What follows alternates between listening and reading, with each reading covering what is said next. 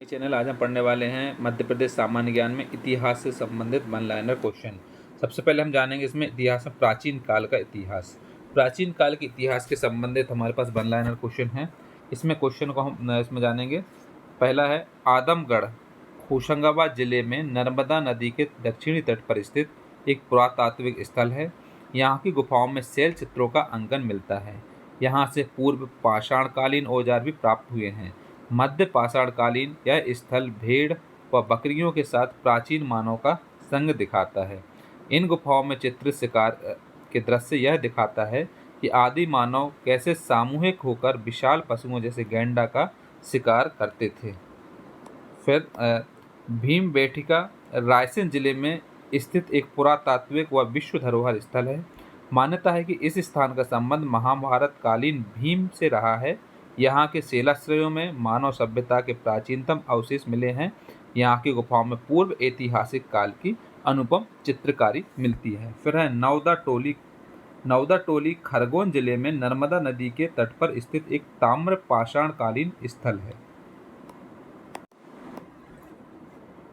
महेशमती, जिसको हम महेश्वर बोलते हैं, खरगोन जिले में नर्मदा नदी के तट पर स्थित एक ताम्रपाषाण कालीन स्थल है।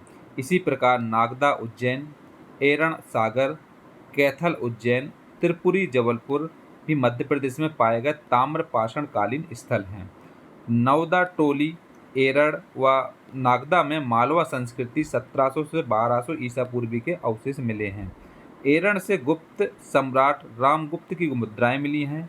इस स्थान का ऐतिहासिक महत्व इसलिए भी है क्योंकि यहाँ से सती प्रथा के प्राचीनतम साक्ष्य मिले हैं। ये साक्ष्य 510 ईस्वी के स्तंभ लेख मिले हैं।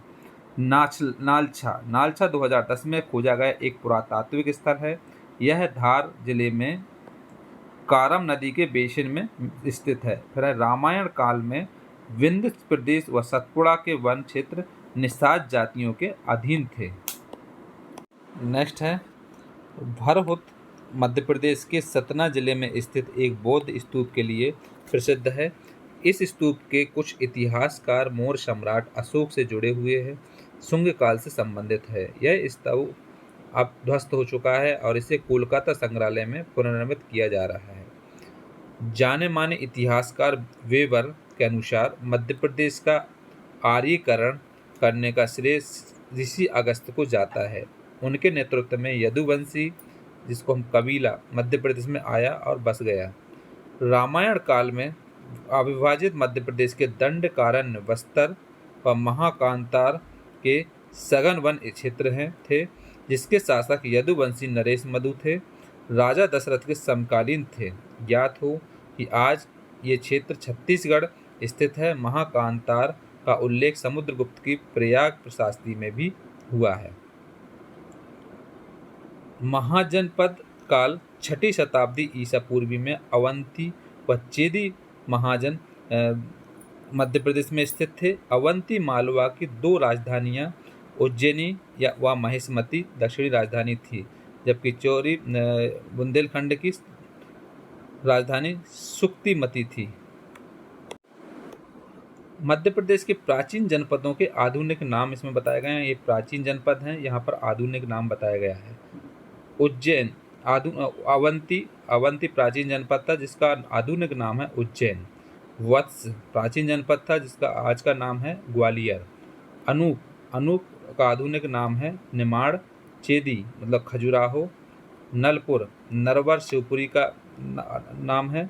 और दसार्ण विदिशा, मतलब इसमें हम ये समझ सकते हैं उज्जैन का जो प्राचीन जनपद का नाम था अवंती, ग्वालियर का प्राचीन जनपद का नाम था वत्स, निमाड़ को अनूप बोला जाता था, और खजुराहो चेदी, नरवर शिवपुरी को नलपुर और विदिशा को दसार्ण प्राचीन जनपद का नाम है।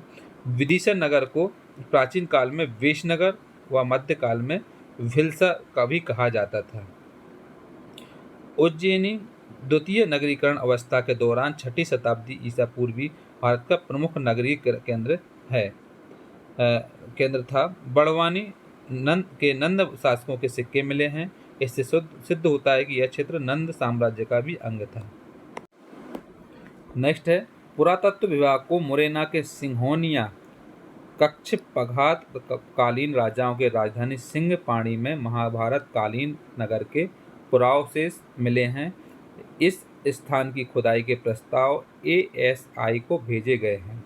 इससे पूर्व 1997 में भी मुरैना जिले के कुतवार गांव में हुई खुदाई में भारतीय पुरातत्व सर्वेक्षण ASI और महाभारत कालीन कुंतलपुर राजा कुंती भोज की राजधानी का नगर मिला था।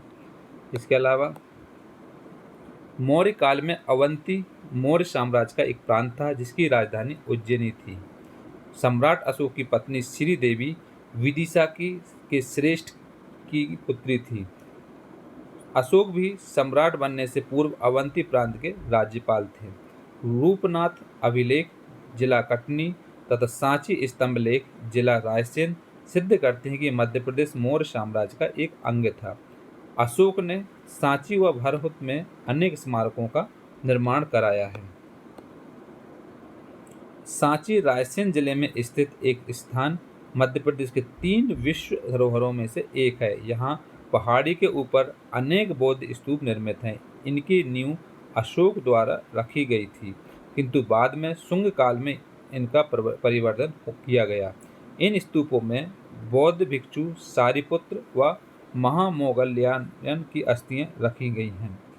सांची अशोक के स्तंभ लेख के लिए भी प्रसिद्ध है। यह अभिलेख इसकी सतह पर की गई अत्युत्कृष्ट पॉलिश के लिए विख्यात है।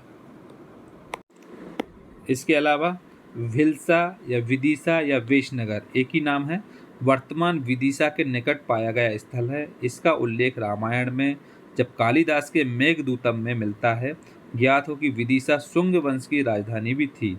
इसका भौगोलिक महत्व इसलिए भी था कि यह पाटलिपुत्र व पश्चिमी दक्षिण भारत के बीच व्यापारिक मार्ग पर स्थित था।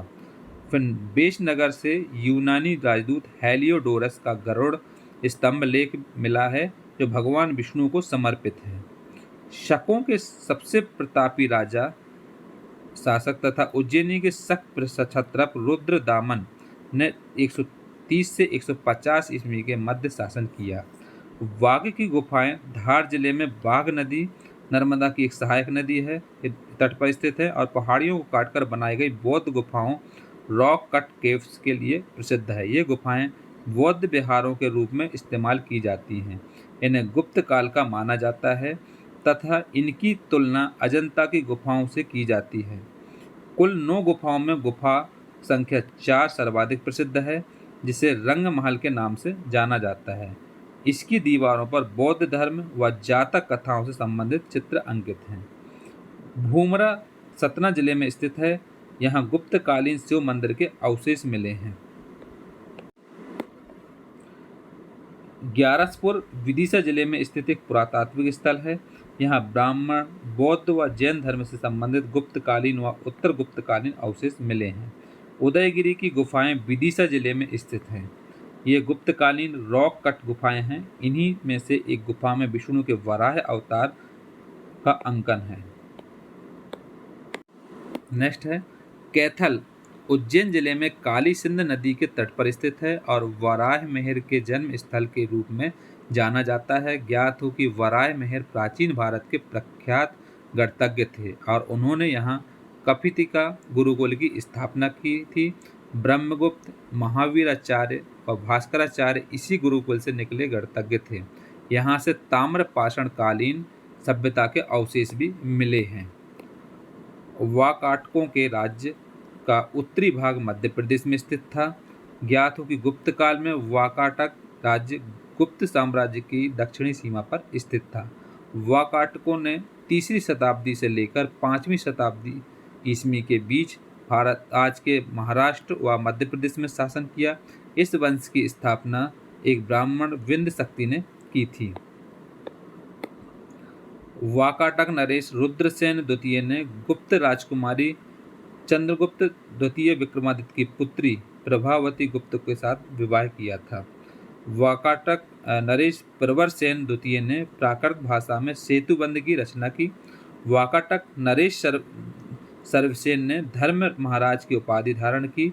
उसने प्राकृत भाषा में हरि विजय नामक ग्रंथ लिखा। अगला है हूणों आक्रमण के परिणाम स्वरूप जब गुप्त साम्राज्य छिन्न भिन्न हो गया, तब मालवा के राजा यशोधर्मन ने 528 ईस्वी में हूणों के शासक मेहरकुल को परास्त किया और हूणों का प्रसार भारत में होने से रोक दिया। यशोधर्मन द्वारा हूणों पर विजय को स्मरणीय बनाने के लिए मंदसौर के शौणी में 2 एकास्मक एक ही पत्थर से निर्मित स्तंभ उत्कीर्ण कराए गए हैं। यशोधर्मन ने विक्रमादित्य की उपाधि धारण की थी। राजपूत काल पूर्व मध्यकाल में मध्य प्रदेश के क्षेत्र में मालवा के परमार वंश, बुंदेलखंड के चंदेल वंश व त्रिपुरी के कलचुरी या हेय वंश का उदय हुआ। परमार वंश का संस्थापक उपेंद्र कृष्णराज था। इसकी राजधानी धारा नगरी, जो कि हम आधुनिक में धार बोलते हैं, थी। परमारों को अग्निवंशी क्षत्रिय माना जाता है। परमारों ने मध्य भारत में 1305 तक शासन किया, जब तक कि अलाउद्दीन खिलजी द्वारा परमार राज्य को दिल्ली सल्तनत में नहीं मिला लिया। सिमुख, मुंज, सिंधुराज, भोज आदि परमार वंशीय शासक थे। नेक्स्ट है परमार वंश का सबसे महत्वपूर्ण शासक भोज 1010 से 1060 तक था। वह महानिर्माता व बहुमुखी प्रतिभा से संपन्न विद्वान था। उसने 23 से भी अधिक पुस्तकों की रचना की। उसकी प्रमुख रचनाएं इस प्रकार हैं: पतंजलि के योग सूत्र पर टीका, शम्रांगण सूत्रधार वास्तुकला पर एक अनुपम ग्रंथ है, सरस्वती कंठाभरण, राजा मार्तंड और तत्व प्रकाश राजा भोज की पुस्तकें हैं। भोज ने धारा नगरी में सरस्वती मंदिर का निर्माण कराया, जिससे उसके विद्या प्रेमी होने का पता चलता है। धनपाल जैसे विद्वान उसकी राजभाषा को शोभा बढ़ाते हैं। नेक्स्ट है भोज ने सोलंकी नरेश भीम के साथ मिलकर महमूद गजनबी द्वारा लूटे गए सोमनाथ मंदिर का पुनर्निर्माण करवाया। भोज ने अपने राज्य की सीमाओं की रक्षा हेतु भोपाल नगर की स्थापना की और यहाँ एक विशाल झील का भी निर्माण कराया। भोज जब तक जीवित रहा, कवि उसके बारे में कहा करते थे कि आज धारा नगरी को सदाधार प्राप्त है, सरस्वती को सदा आश्रय मिलता रहता है, विद्वानों की कीर्ति मिलती है, क्योंकि राजा भोज पृथ्वी पर है। आद्य धारा सदाधारा, सदा लंबा सरस्वती, पंडितः मंडितः सर्वे भोजराज भुवंगते। लेकिन भोज के निधन के बाद कहा जाने लगा कि आज धारा नगरी निराधार हो गई है, सरस्वती आश्रय विहीन हो गई है और विद्वान खंडित हो गए हैं, क्योंकि राजा भोज अब नहीं रहे। तो एक श्लोक कहा जाने लगा, आद्य धारा निराधारा, निरालंबा सरस्वती, पंडितः खंडितः सर्वे भोजराज दिवंगते। उज्जैन के निकट स्थित भर्तहरि की गुफाओं का निर्माण राजा भर्तहरि की स्मृति में परमार शासकों ने 11वीं शताब्दी में कराया था। इन गुफाओं की भित्ति चित्र रंगीन है। परमार वंश का अंतिम ज्ञात राजा महलक देव था, जिसे 1305 ईस्वी में अलाउद्दीन खिलजी ने हराकर मार डाला। इसके बाद मालवा दिल्ली सल्तनत का एक प्रांत बन गया। कलचुरी वंश को हेय वंश भी कहा जाता है। जब वे चेदी देश से संबद्ध हुए तो उन्हें चेदी भी कहा गया। त्रिपुरी के कलचुरियों को दहल मंडल भी कहा जाता है। संस्कृत साहित्यकार राजशेखर कलचुरियों की राज्यसभा में थे। नेक्स्ट है गांगेय देव के काल में कलचुरी भारत की महानतम राजनीतिक शक्ति बन गए थे। उसने कलिंग की विजय की त्रिकलिंगाधिपति की उपाधि धारण की। चंदेल शासक आरंभ में प्रतिहारों के सामंत थे। जब प्रतिहार साम्राज्य निर्बल हुआ, तब चंदेलों ने अपनी स्वतंत्रता घोषित कर दी। इस वंश का संस्थापक नानुक था। चंदेल लोग चंद्रवंशी क्षत्रिय थे। आरंभ में उनकी राजधानी खजुराहो थी, जिसे बाद में महोबा स्थानांतरित कर दिया गया। चंदेल वंश ने 9वीं से 13वीं शताब्दी के मध्य बुंदेलखंड क्षेत्र में राज्य किया। चंदेल नरेश परमदेव को परमाल भी कहा जाता था। आला व ऊधल इन्हीं के प्रसिद्ध सेनापति थे। इन्होंने पृथ्वीराज चौहान से मोर्चा लिया था। नेक्स्ट है यशोधर्मन, धंगदेव, कंड, विद्याधर आदि प्रसिद्ध चंदेल शासक थे। चंदेल शासक विद्याधर ने महमूद गजनबी के आक्रमणों का प्रतिरोध किया। विश्व प्रसिद्ध खजुराहो के मंदिरों के निर्माता चंदेल लोग ही थे। इनमें से सबसे उत्कृष्ट कंदरिया महादेव के मंदिर का निर्माण विद्याधर ने करवाया था। ये थे प्राचीन काल का इतिहास।